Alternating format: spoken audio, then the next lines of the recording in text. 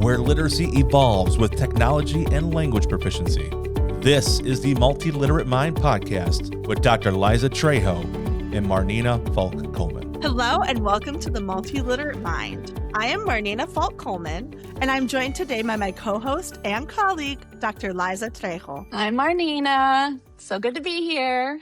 So good to be back in the studio. Yes. And for those who are new, together we are exploring how language proficiency, multiliteracy, and human communication are evolving in an AI-driven world. We're so excited that we're changing our format a little bit today, and the two of us will be chatting about the inspiration behind this podcast without a featured guest like you're used to. I'm going to kick it off to you, Liza, to get us started. So Marnina, I already know you pretty well since we spend a lot of time together, not only on this podcast, but also in our work with More Learning.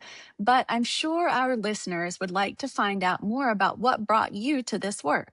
Can you share a little bit about your language or education journey? Totally. So I think first and foremost, I'm a big language nerd. I speak 4 languages. I love learning languages because I'm probably an extrovert at the most extreme. Like I love meeting people and talking to people. I love traveling and experiencing different cultures. So it was natural to me to gravitate towards language education. I always wanted to be a teacher ever since I was very little. Oh, wow. And kind of combining those two passions led me to becoming a language teacher. I originally wanted to teach ESL. I taught English in Costa Rica, and then I came back and kind of serendipitously landed in a language immersion school where I was teaching 3rd grade and then later 5th to 8th grade Spanish. And I just fell in love with language teaching. Another thing that I think is interesting to share about my journey is I was a product of language immersion education in a bilingual school. And I also kind of gravitated to acquisition-driven instruction, or CI, ADI, as some people know, and kind of came about proficiency from that lens, from like starting there and moving towards that communicative approach to where I landed here. But for me, it's always been the joy of communication with people and learning cultures that drove my passion to be a language educator. So enough about me. What about you? Can you share about a bit of your journey and what also I know the Multiliterate Mind started with your kind of inspiration and idea for this framework. So I'd love to hear a little bit about that journey and how that brought you here. Well, thank you for asking. I could probably go on all day about my obsession with language and literacy specifically, but I won't because I know I know that we only have about 30 minutes. But I also actually really love language from an early age, even though I grew up in a monolingual home, only speaking English. I just was fascinated by languages, and I was that kid who started taking Spanish in high school and fell in love with Spanish, basically, and learning a language, and continued learning Spanish. But I learned it the hard way, just the hard way in school, just trying to memorize and learn verbs and not really having the type of immersion experience that most of our students end up needing in order to fully develop a high level of proficiency. And so I pushed just because I loved it so much. I actually majored in Spanish in college, not even knowing what I wanted to do. I had no desire to teach. I was not interested in teaching at all. But my first job upon graduating with nothing but a Spanish degree actually ended up being teaching Spanish at a private school. And so actually from there, I actually fell in love with teaching. And so my journey continued from there. I've always been passionate about literacy, though, just how do people learn how to read? So even before I was thinking about the multiliteracy piece and the bilingualism and the biliteracy, I was just curious about how reading happens. I was an avid reader as a child. My parents read to us every night after dinner as a family. And so literacy has just always been another passion of mine. So really, I kind of came to this to the place where I am at Avant, where we are together as professional learning specialists through through many years of teaching. I started teaching Spanish, as I told you. But then I later got into the immersion world, teaching in dual language immersion. And that's what led me to really develop my research and my interest in deeper education in how language evolves alongside literacy in multiple languages. Because it's like here I was in Lexington, South Carolina, of all places, that isn't a highly multilingual place, but had a thriving immersion program at the school that I was working at. And That's so so cool. Yeah. yeah, it was really quite amazing, and I got a job teaching third grade Spanish immersion, and it was the most magical and excruciating experience I've ever had as a teacher. And I say both of those things because it was truly magical to see kids who were just American born, native English speaking kids whose families wanted them to learn Spanish. Or we had other programs, German, French, Chinese. And here I was trying to teach them Spanish. I was teaching math and science entirely in Spanish. And their families didn't speak Spanish. They had no outside influence of Spanish, but they were doing it. I mean, they would come and we would talk about the water cycle and condensation and photosynthesis and long division. And we were trying to do it all in Spanish. And that was the magical part of it. The excruciating part was, how do I get them to read words like photosynthesis and, these higher level complex academic language in their second language when the majority of kids are struggling to even do that in their first language? And I don't know, does that make similarly, sense? I taught in the very same setting. Yeah. Actually, third grade also self-contained. Yeah. And for us, it was also the draw. It was similar to you, a magnet school where the parents applied. They chose for their kids to go there. They also got to choose one of 4 languages for their kids. We had French, Chinese, Japanese, Spanish. What drove it was they wanted that more rigorous, that more kind of academically stimulating environment where the kids are actually learning a dual curriculum. What happens, though, is you're struggling with the expectations of the first language, especially after No Child Left Behind and state testing, to meet the Testing needs is a of also challenge, yeah. learning a second language. Exactly. So here I was in this situation at the same time I was pursuing my PhD in language and literacy. I had done the master's in teaching Spanish. I was pursuing this PhD, and I was really focusing on that, biliteracy, bilingualism. How do kids learn to read and write, especially, of course, also the speaking and listening part, but especially the reading and writing part in multiple languages? And a lot of the literature and research was really done on multilingual learners, or what some people call ELs, ESOL students. There's been so many different terms. Which is, just to pause to explain to our viewers, that's like English as a second language, or Exactly. English learners, those Yes. acronyms. And so exactly. And there's some parallels between like dual language immersion and then students who are learning English as their second language.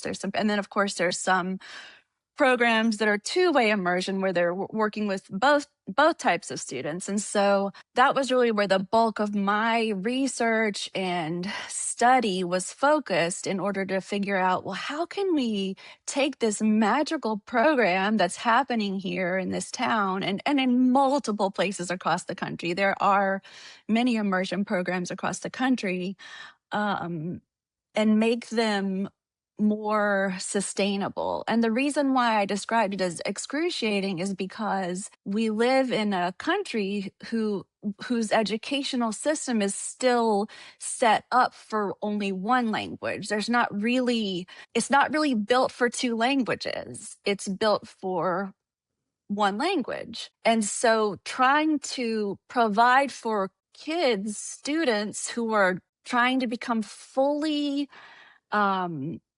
fluent and bilingual and biliterate in more than one language is a real challenge. And so when I said excruciating, that's what I meant. Not because there was anything wrong with that program, but because there's just not the tools, the space, the system, the structure built into the educational system to support that in a widespread way yet. What do you mean by it was only built for a single language? Well, I mean, obviously the goal of school education in the United States really is for students to be um, users of English, academic English. And there's nothing wrong with that. That's important. Like, our kids in America need to be able to speak, read, and write and use academic English. But I know that lots of other countries around the world, have value multiple languages, the use of multiple languages, and there's space in the educational system for the teaching of multiple languages in a way that's supported differently than it's supported here. And so, that what I noticed was, so for example, I wanted to spend more time teaching the language piece, but I really had a lot more time. I had to spend a lot more time teaching the content. So I was trying to help my students learn long division and learn their multiplication tables, but some of them were struggling with the vocabulary and the syntax in Spanish. And so in order to go back and work on that piece, it would take away time from teaching the content. And I know that our ML teachers, I know struggle with the same thing. And our regular classroom teachers who have students who come to us from other countries who are trying to learn English, they struggle with the same thing. I want to teach and encourage the English, but then I also have to teach my content. So this was part of the struggle that I was identifying, that I felt like I wasn't sure how to fix it, how to make a difference. Right. And it's also, I think, what you're pinpointing to is the way that language is valued. I think it's seen as a nice to have or a side note, almost like an extracurricular elective, rather than a core of what you're teaching and the importance of what you're teaching. When I think about, you said other systems, I think of Europe, where like multilingualism in many places. When I studied abroad in Spain, everyone spoke English and Spanish and probably something else. And that was seen as almost a given and almost a necessity, and also taught as an academic subject. So you see these pain points of there's too much to do in one day, and how do you pick those priorities, and how do you really center that language without, I guess, sacrificing, or without, quote unquote, losing that time in the content that does in some ways take precedence due to funding and testing and other pulls that are out of our control. Language proficiency isn't a single moment.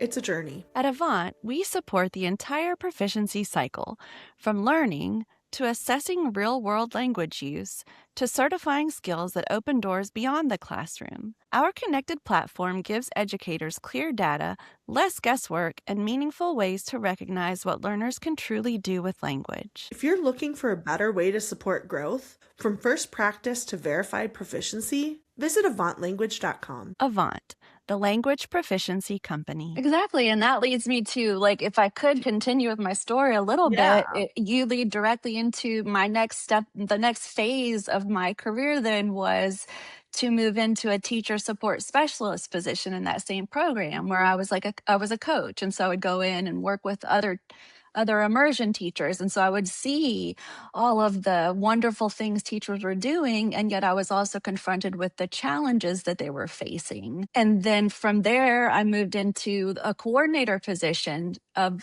the World Languages and Immersion Program, thinking in my mind, okay, I've identified these challenges. Now that I'm working within the system, hopefully I can help solve these problems, because there's, surely there's a way to solve these problems. So I moved into a district position and saw the behind the scenes challenges that were going on. And I realized, wow, there's so much involved in finding enough teachers who speak multiple languages and are certified to teach.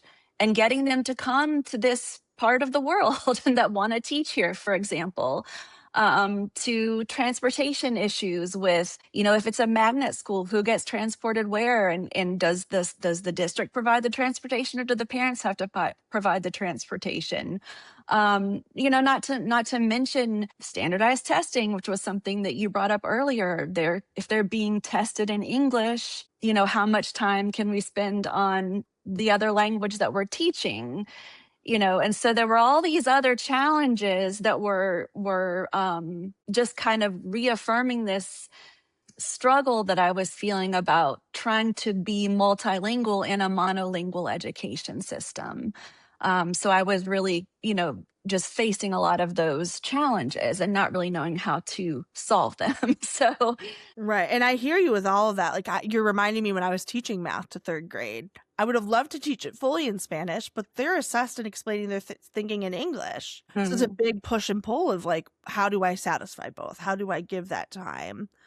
And you have teachers finding a teacher who can teach all the core content and the language. It's challenging. Yeah, there aren't it's that very many. challenging. Yeah. So how do you feel like this framework kind of addresses those pain points? Well, I know in education, there's nothing new under the sun, and there's a lot of things, come and go. And that's really the ultimate step of this journey that brought me here to kind of coming up with what we're calling proficiency first multiliteracies. Through my work with literacy, I was seeing this pendulum swing back and forth between ways of teaching literacy. So are you going to take a whole language approach, or are you going to take a more phonics-based approach? What works best for kids, right? And, I've studied both very deeply, as you can imagine, and practiced, multiple ways of teaching students to read and write.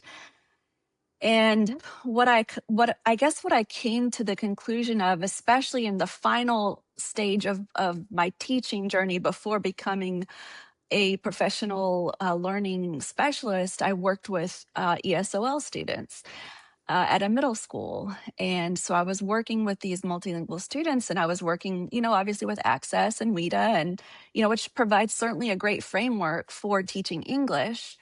But when I stepped into this role, I found myself providing support for all teachers, DLI, world language, and ML students. And what I felt like the heart of everything that I was seeing and teaching and feeling like teachers needed was a deep and robust understanding of language proficiency. What really is language proficiency? What does it mean at each level? And how does that inform the way that we teach? Not just languages, but literacy as well. And I thought to myself, if every teacher, not just a world language teacher, classroom teachers, ESOL teachers, high school teachers, every teacher could have a better understanding of how humans learn a second language, if that was proficiency first, if we could take that lens, how much better could our students then learn to read and write and speak and think and reason in multiple languages? And I'm going to cry because I'm a big nerd, but like I have this vision of a world where all kids have access to text in a way that they can understand it. And our colleague Brandy, she says it so well. She says every single student is a language learner. It's not just our multilingual students. Totally. Even our students, like my son, who grew up here in the United States and speaks English very fluently, he has to learn academic English. He didn't come to school knowing academic English. He's a language learner too. All of our students are language learners, right? They are. And they're also, I think, where you and I come from a different angle is I think about it from a world language perspective, because that's the bulk of my career was teaching world languages. Then I was writing the Spanish curriculum for my district and leading professional development for my district, then on a national and international scale, first with Wayside, then with Avant, and just thinking about world language teachers also need to teach literacy. And I think whereas literacy teachers need to understand how language is learned, a big focus for me, and I said at the beginning, I came from the CI ADI world. So that meant I was teaching readers. I was teaching language through reading, through writing. I was also an ELA teacher. I was certified to teach secondary ELA. So I came at it differently maybe than the average language teacher.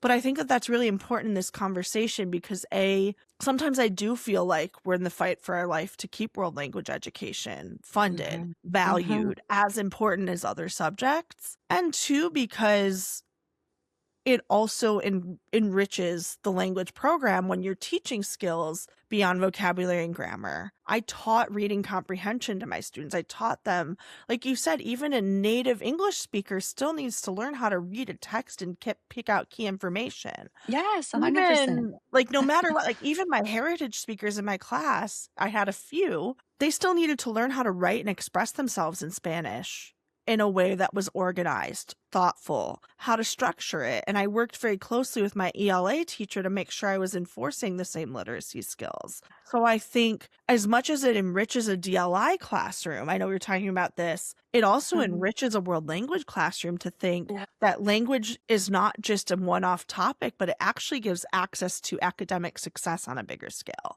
And if what I'm doing in my classroom can enrich what's happening in other classrooms in a different perspective, in a different angle, in a different way, because I understand what's needed in language education. I think a world in which that exists also empowers the society you envision, that everyone has access to learning a second language. 100%. I mean, I love the way you put that. And I love that you bring that up because I actually I've had some conversations with some, what I call critical friends, like someone who I trust to kind of talk back and forth with me about these ideas and help me find out, are there holes in this idea and whatnot. And that's kind of one of the questions is, well, how is this any different from any other, thing that world language teachers are doing? Like we already know about proficiency. Proficiency's been around. And I'm like, yeah, proficiency's been around. But I feel like there's something about the way you just expressed it that I hope world language teachers that are listening can kind of grab onto and also understand that the multiliteracy piece, why we call it proficiency first, multiliteracies, is not just because it's more than one language, but that there's multiple ways, multiple types of literacy. And that was when we spoke with Dr. Reyes Torres, that was one of the things he was talking about, how text can be just about anything. Right. So multiliteracy means being able to read, so to speak, any kind of text. So whether it's a graphic, whether it's a visual, whether it's an AI app, whether it's conversing with an avatar, whether it's someone's facial expression, whether it's a children's book, whether it's a piece of art, whether it's a science experiment, right? Those are different types of text. And to be able to interact with those and make meaning, the goal of all of that is that the student, the reader, the person, whoever, is able to make meaning out of what they see, read, hear, speak, view, whatever, and that it, in such a way that it makes sense to them in a real world setting. And ultimately, the goal is then proficiency, right? In whichever language you're using, that you can use that language. And so but the reason why we say proficiency first is because if you as a teacher don't understand how proficiency grows, it's very challenging to then help your students get there to the proficiency level you want. And the third layer is literacy research, understanding literacy research, how kids learn to read and write in more than one language. That's the piece that I feel like it has been not necessarily misunderstood or just slightly less research at this point so far in the current research. I mean, the current research is great. Like the science of reading, there's been a lot of many studies done that are bringing to light all sorts of important brain research on how kids learn how to read. We just need to make sure that we're looking at all kids, right? Including and especially kids with multiple languages and how they do that, and the things that are going to support those kids too. I would also say that when you talk about multimodal meaning making, when you're doing that across multiple languages, you're also going to be stronger at disseminating those messages, at understanding. I mean, I notice as someone who speaks 4 languages, and I often laugh, like, does my personality change depending on the language? Does my diction, does my affect, does how I act? It's also my ability to interact with materials in different ways and also kind of come with that critical lens and that understanding across languages also empowers me to think in a different way and understand in a deeper way in each of those. So I think when you talk Absolutely. about that multi-literacy part, I think that is more powerful. I also think world language is more effective, the class, if we do interdisciplinary teaching. If we're teaching about the world around us, about other subjects, it also helps students understand that what they're learning in their classroom relates to things beyond the classroom. And that is, I mean, that's one of the 5 C's. That's part of our standards, is those connections as well. So when you think about Absolutely. that, I think they kind of work together. I also remember a friend of mine was once talking about how language teachers are uniquely positioned in certain ways of knowing how to explain and break things down. People that teach multilingual learners understand the kind of scaffolding and step taking you need when language is a barrier to begin with. And Yeah. I wonder if other subject matter teachers that focus on the subject matter first have that same lens of I think that's a understanding. really important point. And I think about kids today, young folks today. I think about my own kids, um, being able to just hold a face-to-face conversation, the Uh-huh. interpersonal skills. I've worked really hard. I've worked really hard with my own kids about that because that's important to me. But I don't know if every parent knows how to teach their child how to have a face-to-face conversation with another human being and keep the conversation going in their own language, in their first language, That's a good because point. they Yeah. are on screens so much, and screens aren't bad. I mean, there's a time and a place for all of them. I spend a lot of my day on a screen, but to be able to have, we as language teachers teach conversation skills, which is an interpersonal skill that I think human beings are going to continue to need in the future. I mean, it brings us to the question of AI and how that's going to change things potentially, over the years. But I mean, I believe that human interaction is going to continue to be important.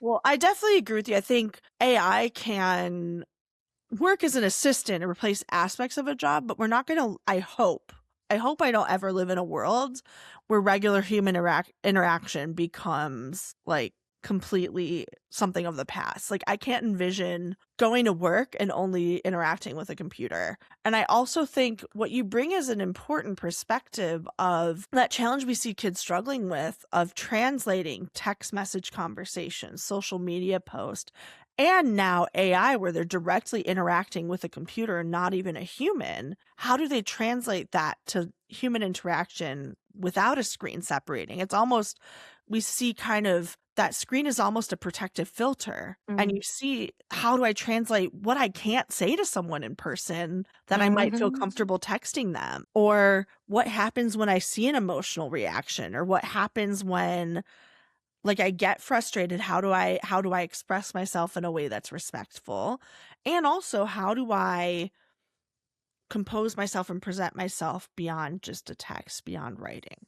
And I think And I think, that go social ahead. emotional literacy is really important too, if we're talking about literacy. No, I like that was genius right there. It is social and emotional literacy. And I would say that is, you're bringing us to what I think is one of our final points in the conversation, which is simply, why does this conversation matter so much right now?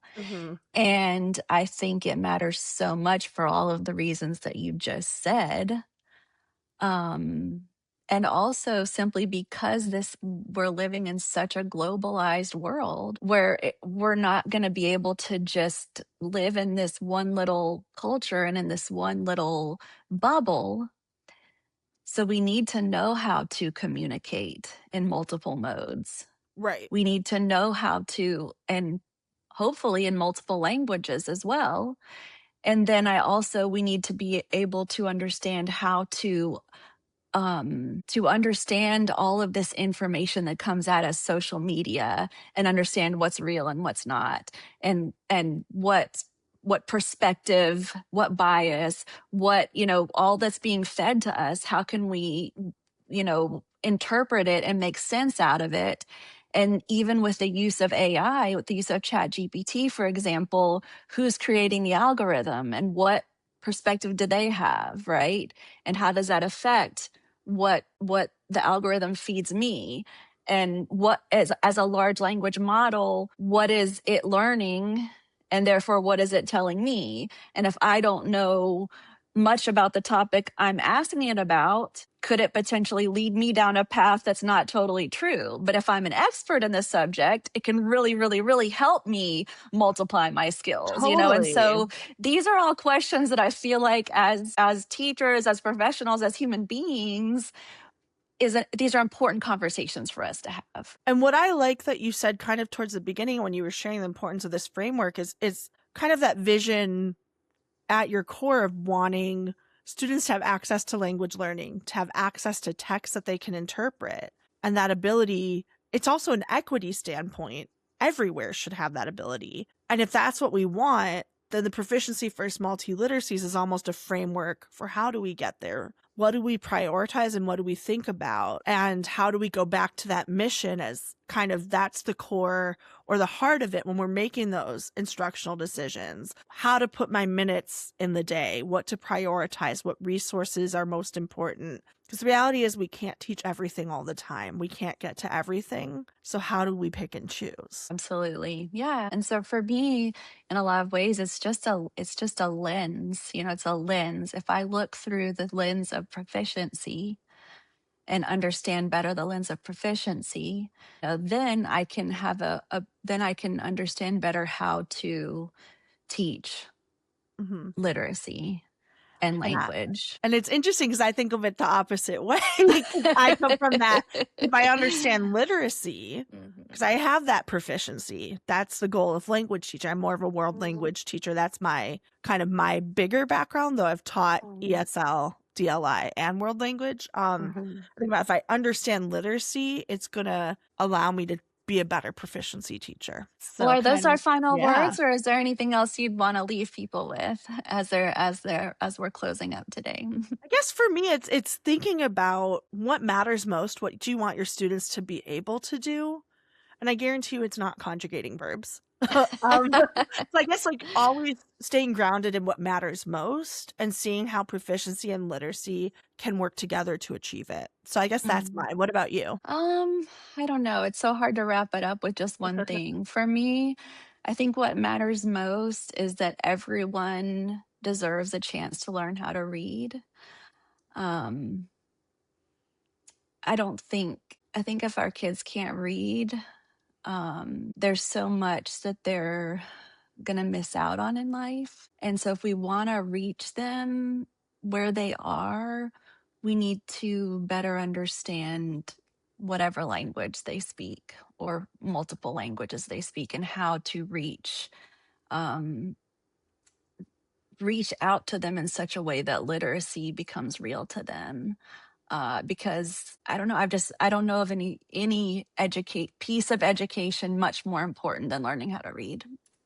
I love that. Thank you so much. So it was so fun having this conversation and kind of getting to know the thought and that journey behind that framework. I want to share with our viewers, if you were intrigued by something in this episode and want to add to this conversation yourselves, comment below, continue the conversation, and remember to like, subscribe, and share this podcast in your network so we can keep it going. Thank you so much. Thank you. All opinions expressed in this podcast and the comments are solely those of the individual and not necessarily those of Avant.